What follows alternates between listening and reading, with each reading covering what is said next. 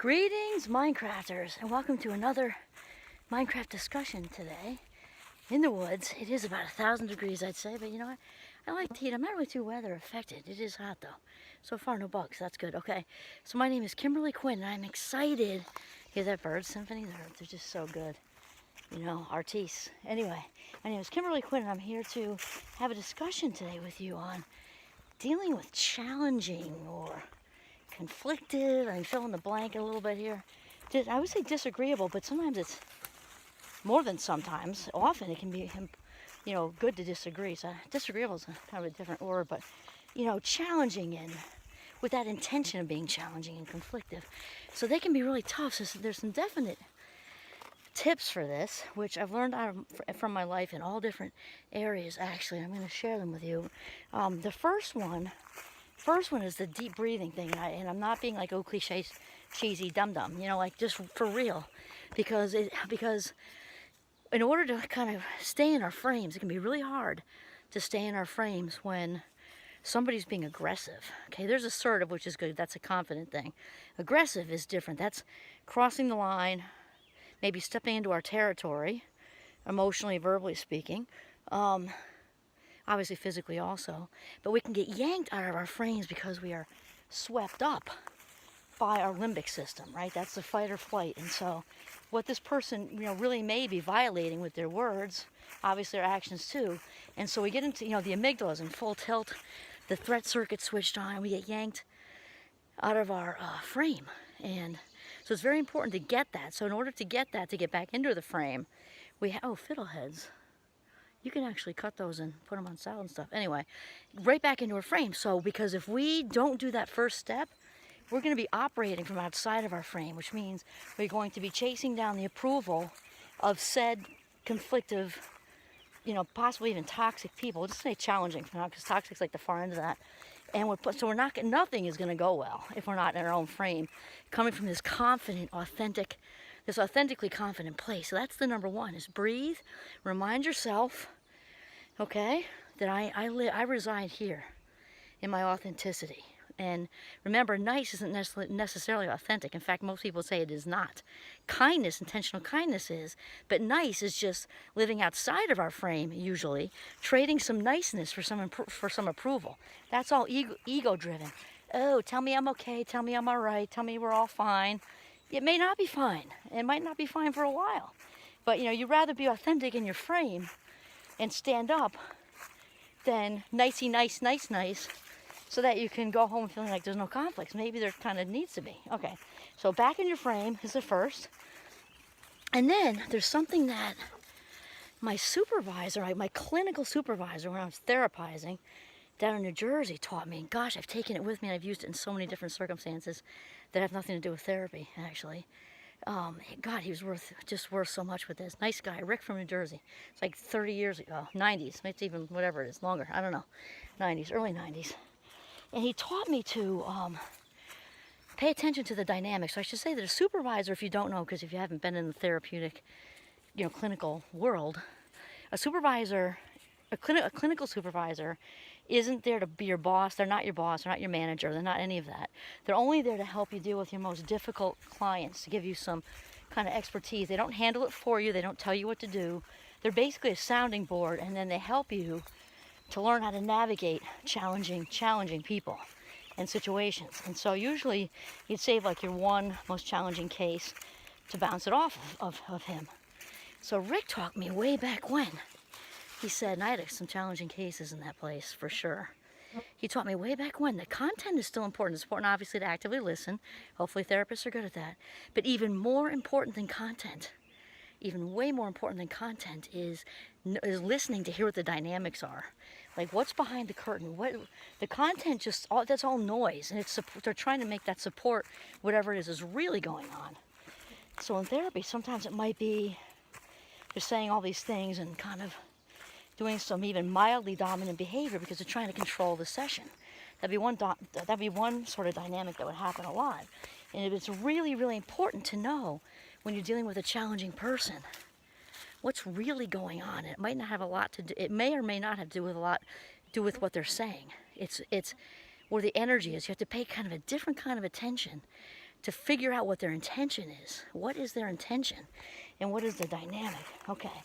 Next, super, super important not to take things personally. And the book, The Four Agreements, Don Miguel Ruiz talks about that. And this is one of the things I live by every day. I practice it with other things. In addition to like all the other things I do, with part of my happiness lifestyle is realize that we are all of our own actors on our own stage. We are the authors of our own script. And so whatever that person is saying to that difficult, challenging, conflicted person, even if it has your name in it and they're bringing up stuff, whatever, even if some of that, it may be true, it still isn't about you. It is not about you. The high majority is about them because it's coming through their own filter, which includes their upbringing, their birth order, their mental health status, their whatever emotions they have going on, whether they got sleep last night. Like, it's going through a whole big filter of their own issues and agenda. So to not take things personally is huge for self-care, and dealing with challenging people is part of our self-care deal, because they're out there roaming around. Do we all wish that they'd go to Planet Toxic and just reside there and leave us alone? Of course we do, but that isn't how it works. Okay, and that makes me think of a story that my bestie from St. Mike's, well, I'm also friends with her brother. I remember him saying, we were at some event, graduation or something, I don't know, for one of her kids, so his nephew or niece or something. And he said, Kim, you know, I've had so many, there's these challenging people at work, and he loves his work. He worked with, I think, special needs middle schoolers or something. I don't remember what, but he really loved it. And he said, there's just this trio, and they're just gossipy, and they're just toxic, and it looks like they're going to stay for a while. And he told me, he said, I said a prayer about it. He's like, God, help me learn how to deal with challenging people. And then he looks at me and he says, Kim, what do you think God did? Sent me more challenging people. And I just laughed my head off, so that was absolutely hysterical. Okay, the fourth one is to surrender.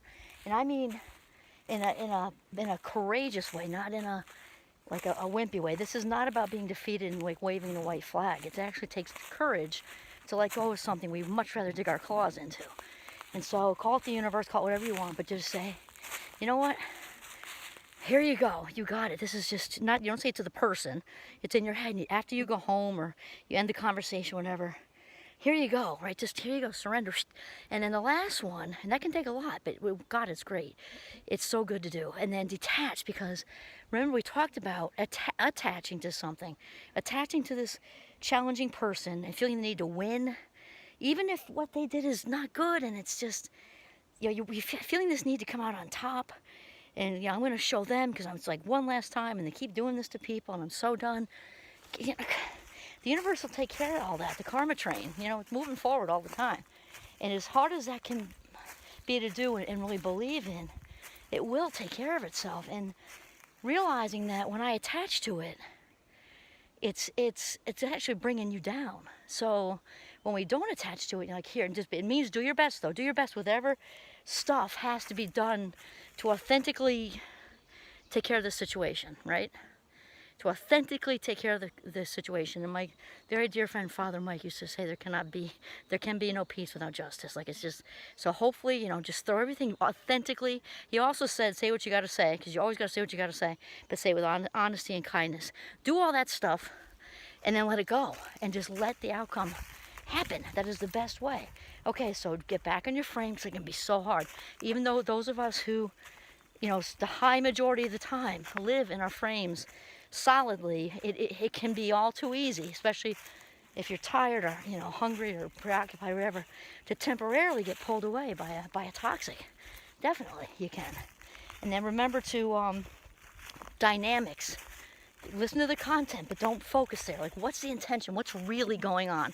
They're saying all this, this, and this, and that, but what's really going on? What are they trying to accomplish here? What's the real motive? And that's what you really need to hone in on, okay? And then remember not to take it personally. And also, actually, I didn't say that before, but if they're being, you know, totally conflictive and whatever, it doesn't give them a pass. I'm not saying that. But also remind yourself that whole and complete people just don't behave this way. It's very important to remember that. So stay in your frame. It helps with that. Then, okay, so we're not taking it personally. And then we are saying surrender doesn't mean white flag. It means This is in your head. This is bigger than me. Throw it out to the universe. Here you go. Trust in the process. Trust in the process. This is very important. Okay? Because we're all connected. The divine thing, just let it go. And then detach. And it might be somebody you care about too, so you can detach with love. The 12-step programs are all about that. You might, sometimes an example would be like, a young adult grows up in a very loving home and, good, nobody's perfect. Let's say good parents and, financially secure and all that, develops an addiction issue. And they've helped him. What used to be called Al-Anon, I'm not sure if it still is anymore. But they would be encouraged to detach with love. You keep sending the good vibes, you keep doing this, but you don't keep giving them money. You don't keep, at certain points. That would just be like kind of an extreme example. But we're talking about authentically detaching. If you really do care about the person, send the good vibes or whatever that means for you, but step back from it. And this is being quietly effective. You're not announcing it to anybody. You're being quietly effective.